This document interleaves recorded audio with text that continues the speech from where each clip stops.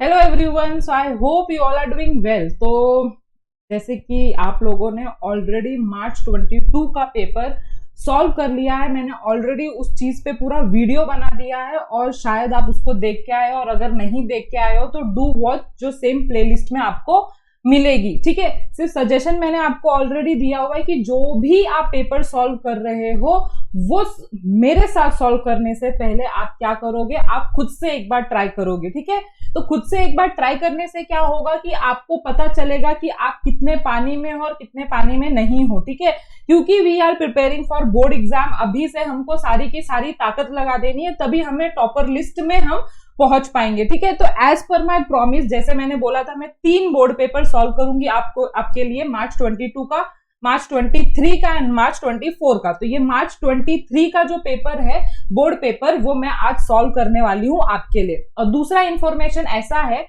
कि जिसको भी इसका पीडीएफ चाहिए, मुझे कमेंट सेक्शन में लिखने के बजाय आप एक काम कर सकते हो मस्त तरीके से। आप क्या कर सकते हो, Sarang Gujarati commerce academy application download करो, उस एप्लीकेशन पे जाके आप फ्री स्टडी मटेरियल में जाओगे, प्रीवियस बोर्ड ईयर क्वेश्चन है उसके सेक्शन में जाके आपको सारे सब्जेक्ट के सारे प्रीवियस ईयर क्वेश्चंस या प्रीवियस ईयर बोर्ड पेपर आपको मिल जाएंगे। ठीक है, उसका पीडीएफ उधर अवेलेबल है, तो टेंशन मत लो, आपको सारी चीजें अवेलेबल की जाएंगी इस यूट्यूब पे। सिर्फ ये प्रॉमिस करो कि आप मुझे जरूर से जरूर टॉपर लिस्ट में आके मुझे इधर आके कमेंट करोगे, यस मैम आपने सही बोला था कि अगर हम इस पाथ के थ्रू जाएंगे, इस तरह से जाएंगे, तो पक्का हमारे अच्छे मार्क्स आएंगे। ठीक है, तो जैसे मैंने आपको प्रीवियस ईयर क्वेश्चन मैंने 22 का सॉल्व किया था, उधर मैंने बहुत सारी चीजें आपको बताई है, उस चीज को ध्यान से सुनना, मैंने आपको क्या क्या चीजें बोली है, क्या चीजें आपको नहीं करनी चाहिए, क्या चीजें आपको करनी चाहिए, सेम चीज इधर भी एप्लीकेबल होगा।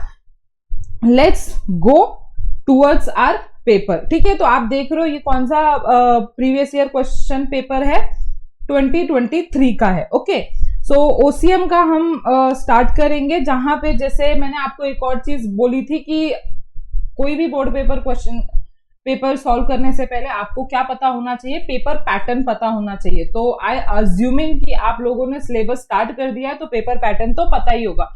नहीं पता है तो मैंने डिस्क्रिप्शन में ऑलरेडी सारंग सर या मेरा जो पेपर पैटर्न एक्सप्लेनेशन है वो मैंने डाल दिया है, लिंक वो आप देख सकते हो अगर आपको नहीं पता है तो, नहीं तो आप इस वीडियो को कंटिन्यू कर सकते हो। तो जैसे आप देख सकते हो, सबसे पहले 20 मार्क्स के लिए कौन से क्वेश्चन पूछे जाते हैं, ऑब्जेक्टिव टाइप क्वेश्चन पूछे जाते हैं। तो इसमें ये जो ऑब्जेक्टिव टाइप क्वेश्चन है, अगर आपने थोड़ी सी भी पढ़ाई की होगी, है ना, सिंपल तरीके से भी पढ़ाई की होगी, तो मुझे नहीं लगता इसमें 1 मार्क्स भी आपके जाने के चांसेस है। ठीक है, हाँ, और दूसरी इंफॉर्मेशन, एक और, मतलब दूसरी नहीं है, बहुत सारी इंफॉर्मेशन हो गई कि मैं कुछ 1 शॉट वीडियोस आपके लिए ओसीएम एंड एसपी के या इकोनॉमिक्स के भी आपको मिल जाएंगे, ऑलमोस्ट एवरी सब्जेक्ट के आपके 1 शॉट कहीं ना कहीं है हमारे चैनल पे, तो आप वो जरूर देखना, क्योंकि उससे क्या होता है कि आपके जो कंसेप्ट क्लैरिटी है वो इजी हो जाएगी और पेपर को समझने में भी आसानी होगी। ओके, तो सबसे पहला जो क्वेश्चन नंबर 1 है वो आपको 20 मार्क्स के लिए आने वाला है, और ये 20 मार्क्स पूरा का पूरा क्या होने वाला है, ऑब्जेक्टिव टाइप होने वाला है। ऑब्जेक्टिव टाइप मतलब इधर MCQs, match the pair, odd one out, ऐसे ही सिंपल क्वेश्चन पूछे जाने वाले हैं। तो देखो, सबसे पहला इधर क्या बोला हुआ है, आपको इसमें से करेक्ट ऑप्शन चूज करना और सेंटेंसेस को रीराइट करना है। यस, आप सेंटेंसेस को रीराइट करना। एक्चुअली सीबीएसई में ये रीराइट वाला कंसेप्ट नहीं रहता है, बट यस, आप स्टेट बोर्ड के हो और आपको ये रीराइट द सेंटेंस जरूर करना है। मतलब ये जो भी आप लिख रहे हो करेक्ट ऑप्शन के साथ आप इधर मार्क करोगे। तो जैसे कि पहला क्वेश्चन कौन से चैप्टर से पूछा गया, चैप्टर नंबर 1 से, स्केलर चेन पे है, and scalar chain is a hierarchy of authority. Now second question क्या है, जैसे बोला हुआ है कि जो वेयर हाउसेज है वो कौन से, मतलब dash warehouse provide facility for perishable, मतलब पेरिशिएबल क्या होते हैं, जिनको ज्यादा तक हम स्टोर नहीं कर सकते, जो खराब हो जाते हैं जल्दी, तो वो कोल्ड स्टोरेज वेयर हाउस होता है, बिकॉज उसको फ्रीज करके रखा जाता है। जैसे कोई भी वेजिटेबल हो गया, मीट, फिश हो गया, ये सब पेरिशेबल गुड्स के अंदर आते हैं, इसके लिए उसमें कोल्ड स्टोरेज एप्लीकेबल होगा। तो सबसे पहला ऑनलाइन ट्रांजैक्शन के लिए स्टेप कौन सा है, तो रजिस्ट्रेशन है। प्रेसिडेंट ऑफ डिस्ट्रिक्ट फोरम अगर बोलूं तो कौन है, हाई कोर्ट जज है, जज होता है। नाउ जो रिटेल मार्केट में रिटेलर किसको गुड सेंड करता है, मतलब सेल करता है ना स्मॉलर क्वांटिटी, कंज्यूमर को। ये हो गया आपने 5 क्वेश्चन, इधर आपको 5 मार्क्स मिल गए, ठीक है। नाउ दूसरे 5 मार्क्स आपको कहां पे मिलने वाले हैं, मैच द करेक्ट पेयर में। तो आप देख सकते हो हाँ, आपको अब आंसर, जैसे इसमें आंसर आपको कैसे लिखना है मैंने एक्सप्लेन कर दिया, वैसे ही आपको मैच द करेक्ट पेयर में आपको आंसर जैसे मैंने लिखा हुआ है वैसे नहीं करना है, बिकॉज ऑफ लेस स्पेस। तो मैंने जल्दी के कारण आपको सिर्फ सिखाने के कारण ऐसे किया हुआ है, लेकिन आपके पास बहुत सारे पेपर है, सप्लीमेंट लेने का भी ऑप्शन है, ढेर सारे। आपको आपके अपने फ्रेंड को टेंशन देने का भी चांस है। मतलब ऐसा मैं क्यों बोल रही हूँ, क्योंकि जब आप सप्लीमेंट लेते हो ना तो आपके फ्रेंड डर जाते हैं, या तो आपके जब फ्रेंड सप्लीमेंट लेते हैं तो आपके मन में धुक धुक होने लग जाता है, यार ये इतना क्या लिख रहा है, मेरा तो अभी मेन शीट ही कंप्लीट नहीं हुआ, ये सप्लीमेंट पे सप्लीमेंट ले जा रहा है। तो यस, तो खुला लिखो एकदम, एग्जामिनर को दिखना चाहिए कि आपने क्या लिखा है। तो कोई कंजूसी नहीं करनी है आपको पेपर लिखने में, एकदम ओपन लिखना है एकदम। कोई तो खिचड़ी बनाते बैठता है। तो देखो आपको कैसे लिखना है, सीधा आपको इधर ग्रुप ए लिखना है और ग्रुप बी लिखना है ना। इधर आप लिखोगे क्वेश्चन नंबर 1 का हम कौन सा पार्ट सॉल्व कर रहे हैं, बी पार्ट सॉल्व कर रहे हैं। इधर आपको ए का जो जैसे हेनरी फॉयल है, आप हेनरी फॉयल इधर लिखोगे, और ग्रुप बी का जो करेक्ट ऑप्शन है वो आप लिखोगे। तो करेक्ट ऑप्शन कौन सा है, साइंटिफिक मैनेजमेंट थ्योरी, पूरा लिखना है आपको।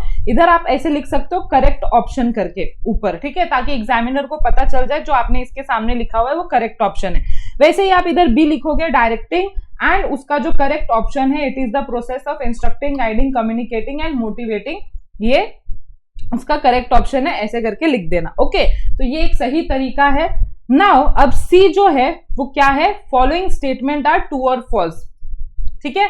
तो F.W. Taylor had propose 14 principal, सही या गलत, गलत, क्योंकि ये 14 प्रिंसिपल किसने दिया है, हेनरी फॉयल ने दिया हुआ है। करंट अकाउंट किसके लिए ओपन किया जाता है, सैलरीड पर्सन के लिए नहीं ओपन किया जाता है, बिजनेस जो करते हैं उन्हें ही अलाउड होता है ये करंट अकाउंट ओपन करने का। नाउ अनरेगुलेटेड मार्केट मेनली किससे ऑपरेट होते हैं, डिमांड एंड सप्लाई फोर्सेस से होते हैं, ठीक है। तो इनमें कोई भी रूल्स एंड रेगुलेशंस नहीं होता, इसमें सिर्फ ये 2 फोर्सेस रहते हैं जिसके वजह से जो मार्केट में प्राइसेस है वो डिसाइडेड होते हैं। Now consumer being the king of market does not have any responsibility, बिल्कुल भी नहीं। ये चैप्टर नंबर 7 में से पूछा गया है, जहां पे हमको ये बताया गया था कि कंज्यूमर को, हम बोलते हैं ना, great power comes with the great responsibility. तो कंज्यूमर एक्ट 2019 है, उन्होंने हमको जो ये ग्रेट पावर दिया हुआ है कंज्यूमर को टू बी द किंग, या अपने हिसाब से आप चूज करो या जो भी है, उसमें आपकी रिस्पॉन्सिबिलिटी भी बहुत सारी है। जैसे कि आपको इनवॉइसेस लेना है अपने सेलर से, बहुत सारी चीजें आपको उस चैप्टर में मिल जाएगा। तो ये बिल्कुल भी गलत है ये sentence. Now Lok Adalat can rightly be describe as people's court, yes true, क्योंकि लोक अदालत नाम से ही देखो, लोक अदालत की, लोगों की जो अदालत रहती है उसको हम पीपल कोर्ट भी बोलते हैं। ओके, तो ये हो गया सी। तो इधर आपने 5 मार्क्स ले लिए, इधर आपने 5 मार्क्स ले लिया, हो गया 15 marks. Now find the odd one. अब फाइंड दी ऑड वन में क्या है, इन 4 में से आपको ऑड वन निकालना है। तो सबसे पहला, अगर आप प्लानिंग, ऑर्गेनाइजिंग एंड स्टाफिंग देखो तो उसमें ऑड वन कौन सा है, राइटिंग, क्योंकि हमने फंक्शंस ऑफ मैनेजमेंट पढ़े, तो राइटिंग कहीं भी फंक्शंस ऑफ मैनेजमेंट में नहीं आता। नाउ सेकंड वाला देखो, trekking, wildlife study, horseback riding and indoor games. तो इन चारों में से अगर आप देख रहे हो तो ये तीनों के तीनों एग्रो टूरिज्म के अंदर आते हैं। ये सिर्फ लास्ट वाला जो है एग्रो टूरिज्म का पार्ट नहीं है, तो इसीलिए ऑड वन आउट। नाउ अगर आप थर्ड में से देखो, सारे क्रेडिट कोऑपरेटिव सोसाइटी में से, तो ये एक्सचेंज बैंक जो है, एक्सचेंज बैंक कोई भी कोऑपरेटिव सोसाइटी नहीं है, ये एक अलग टाइप की बैंक होती है, इसीलिए उसको साइड में निकाल दिया। नाउ अगर आप चैप्टर नंबर 5 को पढ़ चुके हो है ना। तो उसमें से आपने पढ़ा होगा scope of businesses, E businesses, तो उसमें B2B scope of E business है, B2C है, C2C है, A to Z कोई भी स्कोप ऑफ बिजनेस। इससे सिंपल क्वेश्चन कौन सा होगा यार? ये तो मतलब अगर मैंने आपको नहीं भी पढ़ाया रहता तो भी आपको पता होना चाहिए था। मतलब सीरियसली ऐसे क्वेश्चंस पूछते हैं आपके बोर्ड पेपर, तो यार 90 अबव तो लाना बनता है ना यार। मैं आपको मोटिवेट किए जा रही हूँ और आप मोटिवेट हो ही नहीं रहे हो, सिर्फ देखे जा रहे हो, हाँ मैम आप सॉल्व करो। Okay, now fifth one is stock exchange, foreign exchange and Boolean market. तो ये रेगुलेटेड मार्केट के पार्ट्स है, और ये जो मैन्युफैक्चर गुड्स मार्केट है वो उसका पार्ट नहीं है, इसीलिए ऑड वन आउट। तो इधर आपके 5 मार्क्स, 5 मार्क्स पक्का। तो ये हो गए आपके 20 मार्क्स हाथ में। इधर कुछ टफ लगा क्या? हाँ या ना बोलो, सिंपल। हाँ, अगर आपने पढ़ाई नहीं की होगी तो आपको जरूर टफ लगा होगा, बट अगर आपने पढ़ाई की है तो इसमें कोई टफनेस नहीं थी, सीरियसली बोल रही हूँ। ओके, नाउ आ जाओ अपने क्वेश्चन नंबर 2 पे। और क्वेश्चन नंबर 2 आपको 2 मार्क्स ईच पूछा जाता है, मतलब टोटल आपको 4 लिखने हैं और वो आपको देगा 8 मार्क्स। ठीक है, तो मैंने इसमें ऑलरेडी आपको प्रीवियस वीडियो में बता दिया था कि आपको कितने पॉइंट्स लिखने हैं 2 मार्क्स के लिए, 2 to 3 पॉइंट्स।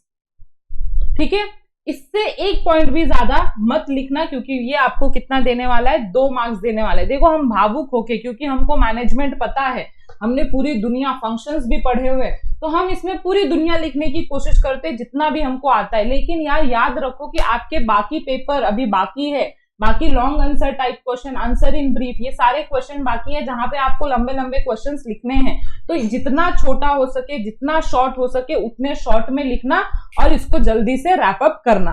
तो जैसे आपको इधर 6 पॉइंट्स दिए हैं जो आपको सेलेक्ट करके कोई भी 4 लिखने हैं। मैनेजमेंट एक अच्छा रहेगा आपके लिए लिखना, अगर आ जाता है तो। फिर सोशल रिस्पॉन्सिबिलिटी भी आई थिंक सो अच्छा है। कंसेप्ट ऑफ ट्रस्टीशिप भी लिख सकते हो, नहीं तो मेरे ख्याल से मैं तो अगर रहती तो मैंने ये 4 क्वेश्चंस लिखे रहते, क्योंकि थोड़ा बहुत इसमें कंटेंट लाना है ना, थोड़ा सा डिफिकल्ट है कंटेंट लाना। लेकिन जिसने अच्छे से पढ़ाई की है तो वो 6 लिख सकता है। लेकिन मैं ऐसी बात बोल रही हूँ कि हमको 2 to 3 पॉइंट्स लिखना है, तो 1 पॉइंट तो मैं कंसेप्ट ऑफ ट्रस्टीशिप में लिख सकती हूँ, जनहित याचिका में भी लिख सकती हूँ, लेकिन थोड़ा और 2-3 एक्स्ट्रा पॉइंट लिखने के लिए I think so packing is better, product management and social responsibility. आपको ऐसे ही जज करना है क्वेश्चन नंबर 2 में या किसी भी क्वेश्चन में, कि आता तो सब है हमको, लेकिन हम ज्यादा किस में लिख पाएंगे और ज्यादा प्रॉपर किस में लिख पाएंगे, करेक्ट है कि नहीं। तो फुल मार्क्स मिलने के चांसेस कहां पे है? ये नहीं कि ठीक है आता है हमको तो ये 4 लिख देते, ठीक है वो नहीं लिखते। आपको ऐसे जज करना है अपने आप को। ओके, नाउ ये हो गया क्वेश्चन नंबर 2। हाँ, अब मैम आप ये सॉल्व करके नहीं बताओगे क्या? अब ये सॉल्व करने की क्या बात है, आपको आपने चैप्टर्स पढ़े हुए, आप उस पेज पे जाओ, चैप्टर में जाओ। जैसे ये चैप्टर नंबर आपको 1 में मिल जाएगा, ये चैप्टर नंबर 6 में मिल जाएगा, ये चैप्टर नंबर 6 का ही है। फिर ये चैप्टर नंबर आपको 7 में मिल जाएगा, चैप्टर नंबर 8 में मिल जाएगा, चैप्टर नंबर 8 में मिल जाएगा। तो उधर उधर आपको जाना है। नहीं तो सिंपल तरीका क्या है, आप अपने बुक का PDF ओपन करो, उधर सर्च मारो, ठीक है, मैनेजमेंट सर्च मारोगे आपका आ जाएगा, वो सोशल रिस्पॉन्सिबिलिटी सर्च मारोगे आ जाएगा। एंड आपके जो मेनली क्वेश्चंस होते हैं वो 99.9999% वो आपके बुक में से ही पूछे जाते हैं। कोई भी क्वेश्चन आपके बुक के बाहर का नहीं आता है। तो अगर आप अपने बुक के पीछे के क्वेश्चन जो है वो बाय हार्ट करके भी जाओ, मैं रट्टा मारने के लिए नहीं बोल रही हूं, बट यस अच्छे से लिखने के लिए, अच्छे प्रेजेंट करने के लिए आप अगर उसको बाय हार्ट भी करके जाओ तो आपको पक्का है कि आपको 95 अबव तो मिल जाएगा। नाउ क्वेश्चन नंबर 3 अगर आप देख सकते हो तो वो है केस स्टडीज पे, and this is my favourite as I told you, because इसमें मार्क्स बहुत ज्यादा देते हैं और टफनेस बहुत कम है, and same objective type question ही एक तरह से हो जाता है। तो सबसे पहला क्वेश्चन जो इसमें पूछा जाता है वो मेरे एक्सपीरियंस के अनुसार चैप्टर नंबर 2 से पूछा जाता है, फंक्शंस ऑफ मैनेजमेंट। जितने भी पेपर मैंने देखे हैं, जो वन ऑफ द ऑप्शन जो आता है आउट ऑफ 3, जो वन ऑफ ऑप्शन आता है वो चैप्टर नंबर 2 से तो आता ही है। प्लानिंग फंक्शन कि इसमें कौन प्लानिंग कर रहा है, इसमें कौन ऑर्गेनाइजिंग कर रहा है, या आपको पूछा जाएगा कि मिस्टर राम क्या कर रहा है, मिस्टर शुभम क्या कर रहा है, एक केस स्टडी दी जाएगी। तो पक्का है कि चैप्टर नंबर 2 से एक स्टडी द फॉलोइंग केस वाला तो क्वेश्चन आएगा। तो अगर आप इस क्वेश्चन को पढ़ते हो, पॉज करके वीडियो को एक बार पढ़ लो, मैं थोड़ा साइड हट जाती हूं आपके लिए, है ना, एक बार पढ़ लो और फिर आप इसका आंसर सॉल्व करना। तो इसमें आपको पता चलेगा कि मिस्टर राम क्या कर रहा है, प्लानिंग कर रहा है और ऑर्गेनाइजिंग कर रहा है। ठीक है, आपको ऐसे आंसर नहीं लिखना है, आपको आंसर लिखना है क्वेश्चन नंबर 3 लिखोगे, उसका 1 लिखोगे एंड उसमें एक आंसर लिखोगे और लिखोगे Mr Ram is doing planning and organising in, जो भी ये ऑर्गेनाइजेशन का नाम है, ठीक है, ऑर्गेनाइजेशन का नाम ऐसा सच नहीं दिया हुआ है। तो मिस्टर राम विच, देखो ये पढ़ो इधर क्या, हाँ, तो mister planning and organising is performed by mister Ram, ऐसे भी लिख सकते हो। और प्लानिंग एंड ऑर्गेनाइजिंग को अंडरलाइन कर देना, ताकि जो एग्जामिनर है वो देखते ही समझ जाए इसको तो आता है, और टिक करके आपको 1 मार्क्स दे देगा। अब दूसरा मार्क्स आपको इसमें से 3 मार्क्स का है ना ईच, तो दूसरा मार्क्स आपको कहां से मिलेगा, आप लिखना staffing function is performed by mister Shyam in this, and now controlling function is performed by mister Shubham in this enterprise. तो सिंपल है, 3 मार्क्स आपको मिल गए। नाउ अब दूसरा क्वेश्चन जो है वो चैप्टर नंबर 4 से है। चैप्टर नंबर 4 का इंश्योरेंस का जो सेक्शन है उसमें से पूछा गया है। ठीक है, तो मैं जब इसको सॉल्व कर रही थी ना, तो मैंने एक चीज नोटिस किया, आपको जरूर शेयर करना चाहूंगी। देखो, आपको ना एग्जाम के स्टार्टिंग में आपको एक 15 मिनट दिया जाता है शायद, ठीक है, या आप 15 मिनट नहीं भी दिया जाता, आई थिंक सो आपको स्टेट बोर्ड में नहीं दिया जाता है। तो अगर नहीं दिया जाता है तो जब आप क्वेश्चन नंबर 3 पे आओगे ना, तो एक काम करना, आप ना एक बार तीनों को पढ़ लेना, मतलब कि कौन सा आपको अच्छे से आता है वो देखने के लिए।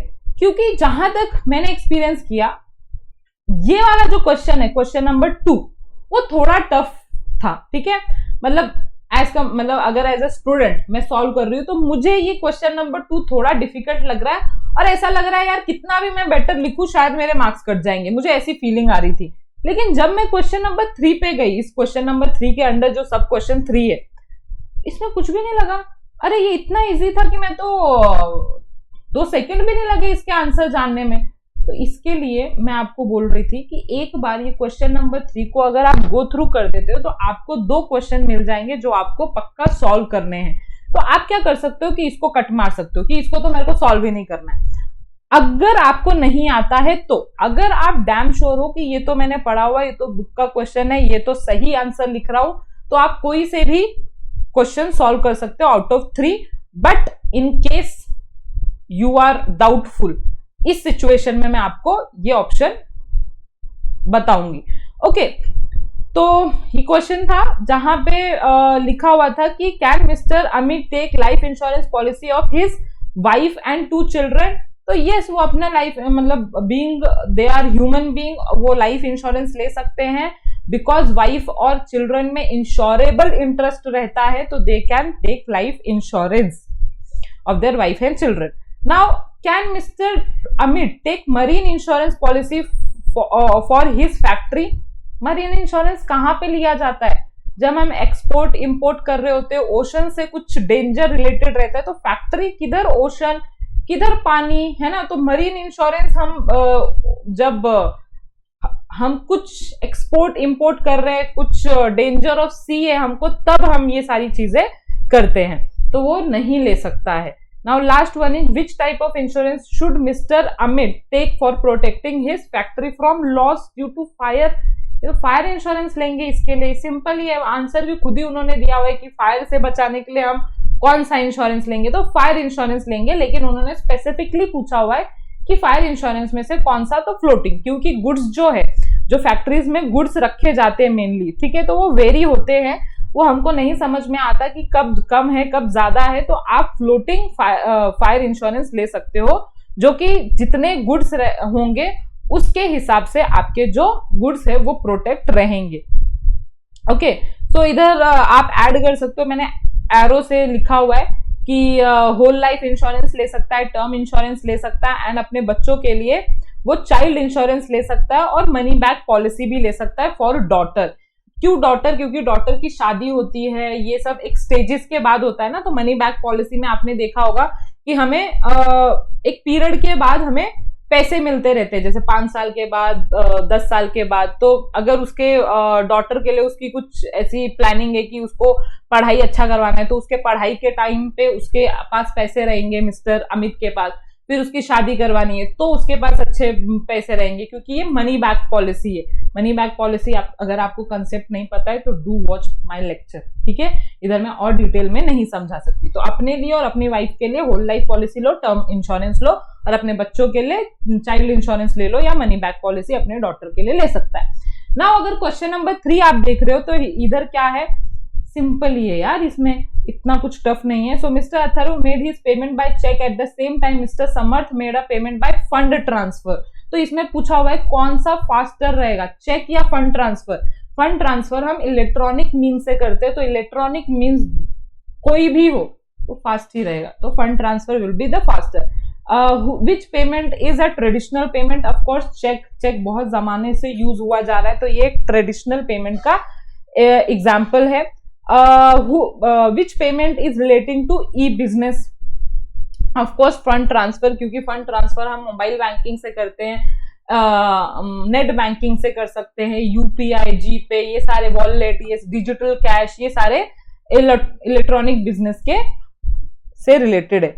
हो गया ये क्वेश्चन। नाउ क्वेश्चन नंबर 4 जो आपको आता है डिस्टिंग्विश बिटवीन पे। 2 चीजें दी जाएंगी, उन दोनों के बीच में डिस्टिंग्विश करना है आपको। ये हर एक चैप्टर में आपको कुछ ना कुछ डिस्टिंग्विश बिटवीन दिया हुआ है, चैप्टर के जब एंड होता है तब, तो आपको हर एक चैप्टर के पीछे वो पढ़ना है।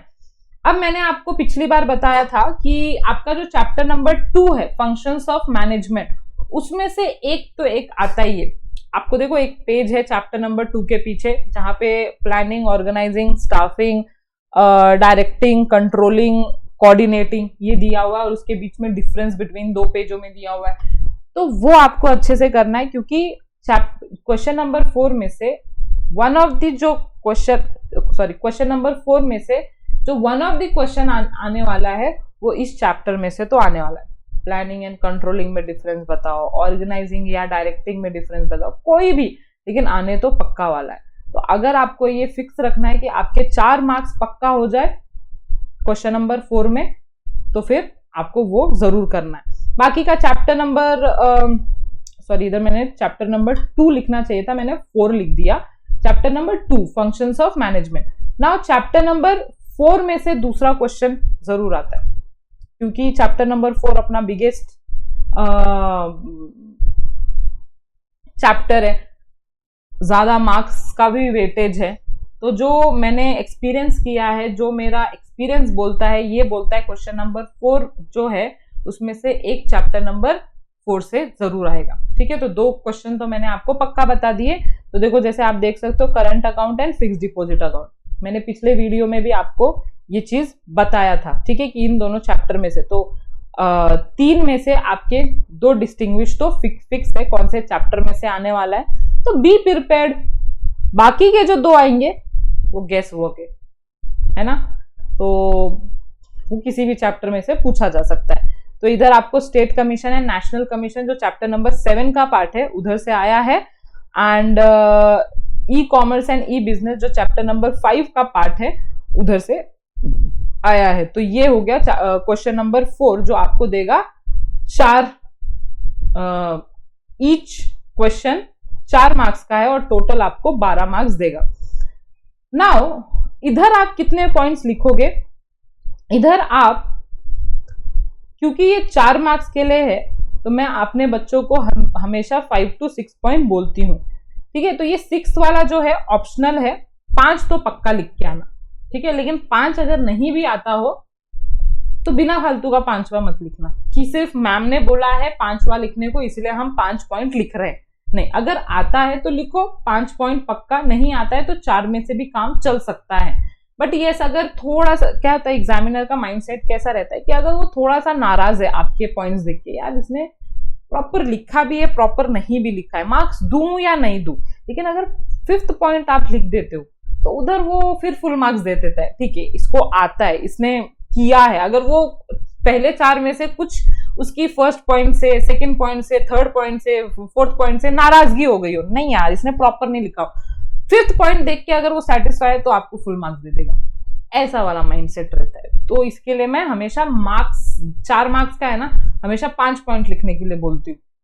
ये स्ट्रेटेजी होती है हमारी, ये ट्रिक्स होती है हमारी। Okay, now question number 5 which is answer in brief, और कोई भी 2 करना है तो ये भी आपका 4 मार्क्स के लिए है।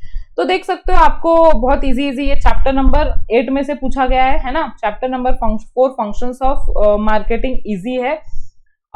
Techniques of scientific management, need of consumer protection, तो ये आपको, और इधर हाँ स्पेसिफिकली ये शायद ये मैं पिछले वीडियो में डिस्कस करना रह गया था कि इधर आपको स्पेसिफिकली बोला हुआ है 4, शायद उसमें था ही नहीं या था, आई डोंट नो, लेकिन अगर आपको स्पेसिफिकली 4 बोला हुआ है तो शाणे बन के, है ना, 5 मत लिख के आना। ये मेरा एक बिग रिक्वेस्ट रहता है कि नहीं हम तो इम्प्रेस करेंगे, हम तो इनके माइंड सेट से खेलेंगे, हम तो स्ट्रेटेजी एंड ट्रिक सीख के आए प्रीति मैम से। अरे स्ट्रेटेजी एंड ट्रिक ये नहीं बोलता कि अगर एग्जामिनर ने 4 बोला है तो शाणे बन के 5 लिख के आना, फिर वो नाराज हो जाएगा। ठीक है, तो 4 बोला है ना, अगर आपको एक्स्ट्रा पॉइंट आता भी है ना तो वो पॉइंट के अंदर पॉइंट डाल दो, अगर आपको थोड़ा कंटेंट बढ़ाना है तो। लेकिन 4 बोला है तो 4 टेक्निक होने चाहिए, 4 नीड ऑफ कंज्यूमर प्रोटेक्शन होना चाहिए, 4 फंक्शंस ऑफ मार्केटिंग होने चाहिए, फिर आपको 5वां पॉइंट लिखने की जरूरत नहीं है। मार्क दैट वर्ड या हाईलाइट कर लो कहीं पे लिख के, है ना, क्योंकि ऐसे मेरे बच्चे बहुत करते हैं और फिर मैं वो मेरे से डांट खाते हैं, मेरे प्राइवेट स्टूडेंट्स।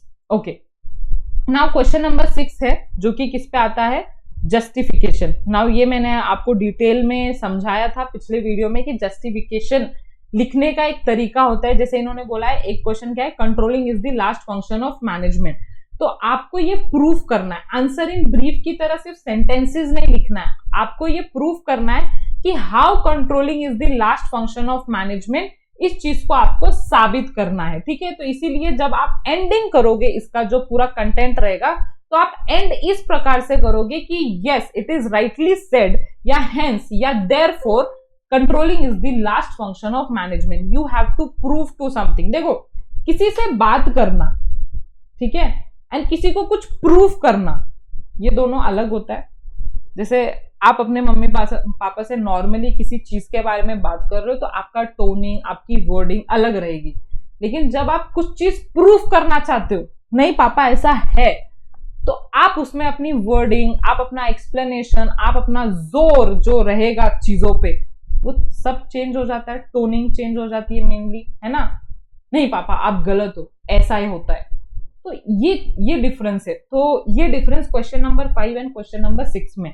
तो question number 5 is not about proofing, it is about discussing कि यस ऐसा है टेक्निक, इसमें ये होता है। But question number 6 is about proofing something, तो आपको वर्डिंग्स भी वैसा ही इस्तेमाल करना है। क्योंकि मोस्टली जो स्टूडेंट्स है ना, जो टॉपर्स की लिस्ट में आते आते बच जाते हैं, मतलब उनको जो एक आधा मार्क्स मैंने देखा है 98 आए, और ये जो 2 मार्क्स कटे ये जस्टिफिकेशन में कटे, because of this reason only. इसके लिए मैं इस पे इतना जोर लगा रही हूँ। तो या ऐसे भी होता है कि 90 आ सकते थे बिकॉज 88 आ गए, 85 आ गए बिकॉज ऑफ जस्टिफिकेशन, क्योंकि उन्होंने वो डिस्कस करके लिखा है, उन्होंने प्रूफ करके नहीं लिखा है। तो ये बहुत मेजॉरिटी स्टूडेंट्स की प्रॉब्लम है। तो got it. Okay, now question number 7 थोड़ा लॉन्ग है क्योंकि ये 5 मार्क्स के लिए है। तो 5 मार्क्स के लिए आपको कितने पॉइंट्स लिखने हैं, 6 to 7 पॉइंट। सेम द जो अल्टीमेट रीजन रहेगा वही रहेगा कि because it is of 5 marks, तो 6ठा पॉइंट आपको इसलिए लिखना है बिकॉज कि अगर गलती हो जाए तो इन्होंने नेचर ऑफ प्रिंसिपल ऑफ, जो अपन सबसे पहले चैप्टर का जो सबसे पहला कंसेप्ट है, nature of principle of management, I think most of the students यही लिखने वाले, क्योंकि सबसे पहला मतलब बुक का सबसे पहला पेज वही है, तो याद भी वही रहने वाला है। देन उसके बाद state money remittance service and retail service of postal department, I think so ये कोई नहीं लिखेगा, क्वेश्चन नंबर 3 पे ही मोस्टली जाने वाले। Explain social responsibility of commercial organisation towards consumer, तो अगर ये आता है तो आप लिख सकते हो ये चैप्टर नंबर 4 का पोस्टल सर्विसेज में से वन ऑफ द कंसेप्ट है, money remittance and retail service. And third one तो चैप्टर नंबर आपको 6 से पूछा गया है, सोशल रिस्पॉन्सिबिलिटी चैप्टर से। तो कंज्यूमर के टूवर्ड्स हमारी क्या क्या सोशल रिस्पॉन्सिबिलिटी होती हैं, तो ये है। Now the last one is जो बम्पर क्वेश्चन है, आया तो 8 मार्क्स लग गए हाथ में, नहीं आया तो 8 मार्क्स उड़ भी गए, ठीक है। तो अगर नहीं भी आता है कोई भी क्वेश्चन, एक तो सबसे पहली बात प्रॉमिस करो कि आप अपना पेपर 100% अटेम्प्ट करके आओगे, 100% अटेम्प्ट करना है, क्योंकि कुछ बच्चे ना नहीं आता है तो छोड़ देते हैं और एग्जाम में 2 घंटे बैठे रहेंगे कि टाइम हो गया क्या मैम, हम निकल सकते हैं क्या 1 घंटे के बाद। अरे आपके पास मौका है, कुछ तो भी लिख के आओ, 1-2 मार्क्स तो देगा ना एग्जामिनर, थोड़ा तो कष्ट उठाओ। आपके माँ बाप इतना पढ़ा रहे हैं, आपको इतना पीछे लगे, आपके इतना पैसे पे कर रहे हो, कहाँ से कमा के लेके आ रहे हैं आपके पीछे, आपके भविष्य के बारे में इतना सोच रहे हो, और आप 1 घंटे में मतलब आधे घंटे में पेपर सॉल्व करके बैठे रहते हैं कुछ स्टूडेंट। यानी ये खासकर स्टेट बोर्ड का प्रॉब्लम है, क्योंकि स्टेट बोर्ड के जो बच्चे रहते हैं, है ना, उसमें से आधे कैटेगरी वाले लोग तो ऐसे ही सिर्फ मजे मजे में एग्जाम देने आते हैं। तो प्लीज डोंट डू दैट यार। आपके बहुत माँ बाप ने आपको बहुत नाजों से पाला है, बहुत ही होप से पाला है, ठीक है। उनके पीछे बहुत होप्स लगे हुए बचपन से कि हमारा बेटा हम जब बड़ा होगा तो ये करेगा वो करेगा।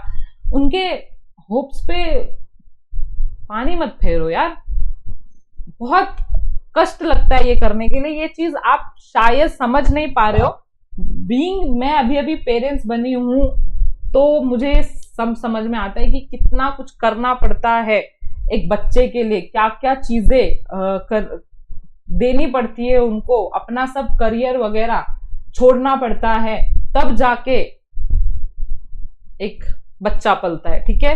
तो आप ऐसे बच्चे मत पलो जिनको जो माँ बाप बोले कि यार फालतू में ही हमने इस पे इतना पैसा खर्च किया, ऐसे नहीं करना, ठीक है। तो ये सिर्फ ये मैं आपको हर एक लेक्चर में कुछ ना कुछ ऐसे मोटिवेटेड चीज बोलती रहती हूँ, किसी के सेंटिमेंट्स नहीं हर्ट करती, बस एक सही दिशा दिखाने के लिए ये चीजें मुझे बोलनी पड़ती है, ठीक है। तो ये लास्ट जो क्वेश्चन है आपका एक बम्पर क्वेश्चन रहने वाला है, जो 8 मार्क्स के लिए इन दोनों में से एक आपको करना है। तो एज आई टोल्ड यू, एक क्वेश्चन आपको चैप्टर नंबर 4 से पूछा जाएगा और एक क्वेश्चन आपको चैप्टर नंबर 8 से पूछा जाएगा। तो इसमें जो चैप्टर नंबर 4 से आया है वो रोड ट्रांसपोर्ट एंड उसका एडवांटेज ऑफ रोड ट्रांसपोर्ट है। अब मैं जब भी बच्चों को ये ट्रांसपोर्ट वाला सर्विस पढ़ाती हूँ ना, तो आई ऑलवेज से ये तो बच्चों के क्वेश्चंस है, ये तो बच्चों के कंसेप्ट है। अब मैं क्या पढ़ाऊं कि ये रोड ट्रांसपोर्ट के क्या बेनिफिट और क्या डिसएडवांटेज है। तो अगर आप आंख बंद करके भी ये ऑप्शन चूज करते हो, मुझे कोई डाउट नहीं है, इस पे बहुत अच्छा आपको कंटेंट मिल जाएगा रोड ट्रांसपोर्ट को एक्सप्लेन करने के लिए और एडवांटेज एंड डिसएडवांटेज। एंड अगर आपको नहीं लिखना है, आप खतरों के खिलाड़ी हो, तो go for importance of marketing. ये भी कुछ टफ नहीं है, चैप्टर नंबर 8 का भी अच्छा क्वेश्चन है कि importance of marketing to the society and consumer, कि सोसाइटी के टूवर्ड्स एंड कंज्यूमर के टूवर्ड्स मार्केटिंग कैसे हमें हेल्प करता है। तो ये चीज भी, ये क्वेश्चन भी अच्छी है।